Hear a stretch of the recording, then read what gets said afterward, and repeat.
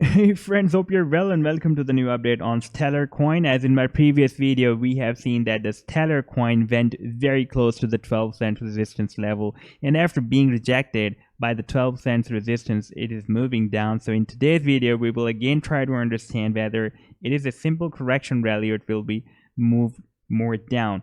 So first of all, let me to tell you that at this time, the XLM is being traded with the largest trading volume. You can see here, with the 100% confidence level of the traders and with the largest and the highest rate of liquidity on the Binance Exchange. Therefore, I would suggest you, if you want to buy or trade the Stellar, then you can use the Binance Exchange for that purpose. And I have also shared the link, my referral link, in the video's description for the Binance Exchange. If you don't have account there, you can create your account there using my referral.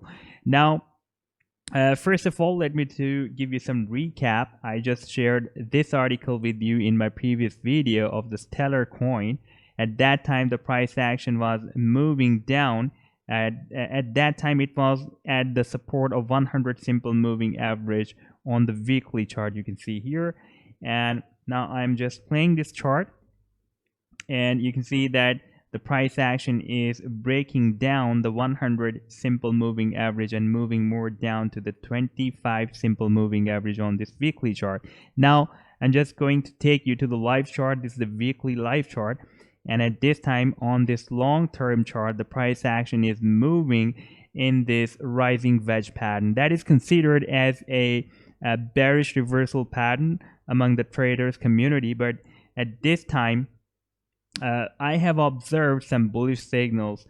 Therefore, I'm expecting that it will be moved up here from this support of this rising wedge pattern. First of all, let me to show you, after breaking down this 100 simple moving average, the price action is having the support of 25 and 50 simple moving averages on this long-term weekly chart. And I've also placed this Bollinger Bands indicator that is giving us some bearish signals. You can see that the price action has more cushion to move more down up to this lower bands of the Bollinger Bands. You can see that the lower bands is below the support of this rising wedge pattern. But I'm expecting that this 25 simple moving average and the 50 simple moving averages will be big hurdle for the price line to move up to this level. Therefore, I'm not expecting that the price action will break down the support of the rising wedge pattern. You can see at this time the rising wedge pattern support is almost at 7.6 cents. At this time, the price action is at 8.3 cents, and maybe it will be it will have some bounce from here, and at least it will be moved up to this resistance of the wedge that is almost at 12 cents. And after that, the price action can even break out this resistance, or it can be moved down again. And this is the directional movement indicator. You can see that so far it is moving since after April 2020. This positive directional indicator is moving above this negative directional indicator. This negative directional indicator represents the bear, and this blue one, this positive directional indicator, represents the bulls. And this ADX shows the power of bulls or bears. For example, at this time, we have the blue line above the orange line. Therefore, at this time, the ADX is showing the power of bulls. And you can see that the value of ADX is almost 26. I'm just placing the mouse cursor here, and you can see the exact value here. At this time, it is at 26.52. That is a really very high value, and that is showing the power of bulls. Therefore, we can expect that the price action will not break down the support. Now, if we move to the daily chart, this was the weekly chart, and this is the daily chart. Here I have placed this 100 simple moving average, the 200 simple moving average, the moving average convergence divergence indicator, and this momentum indicator, and the stochastic oscillator as well. So the price action has broken down the 100 simple moving average and taking a very nice bounce by this 200 simple moving average. And this is the more powerful moving average than this one. Therefore, we can expect that after bouncing from this 200 simple moving average, the price action can even break out this 100 simple moving average again, because this one is the bigger time period moving average, and it can push the price action up to break out this smaller time period moving average, 100 simple moving average, very easily.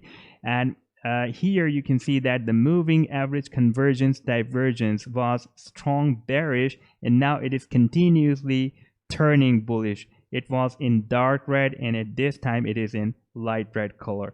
And if we watch the momentum indicator, that is giving us the same signals as the MACD, the moving average convergence divergence indicator, has given us.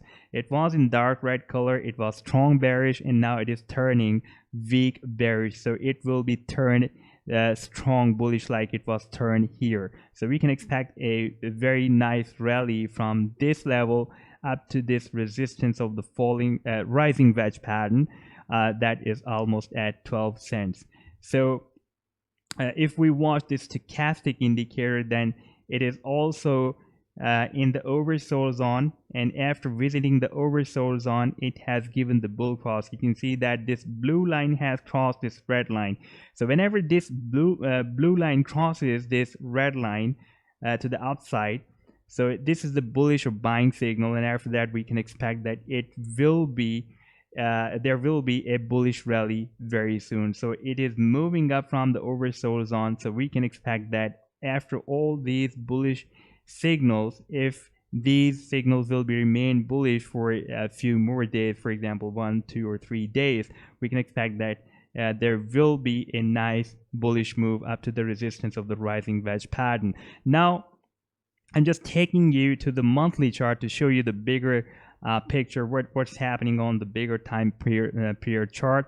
And here we can see that the price action was moving in this down channel, and here the price action started its move to the right side as sideways, and here the price action also formed a double bottom here, and after forming this double bottom, the price action is now moving up. Now on the bigger time period picture, we have this 25 simple moving average strong resistance. Therefore the price action is not able to cross at this level, and it is moving down.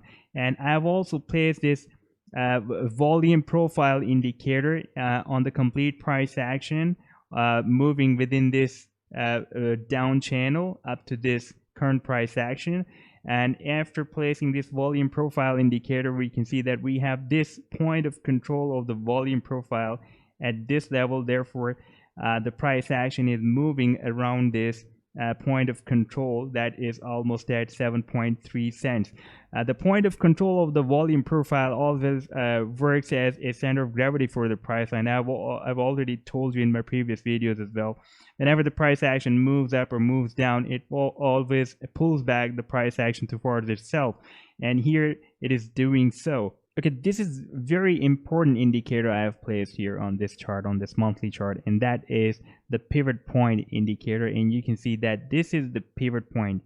This is the P, and this is the pivot point, and this is the first resistance level, and this is the first support level. At this time, the price action is moving between this pivot point on this monthly chart and this point of control of the volume profile on this monthly chart.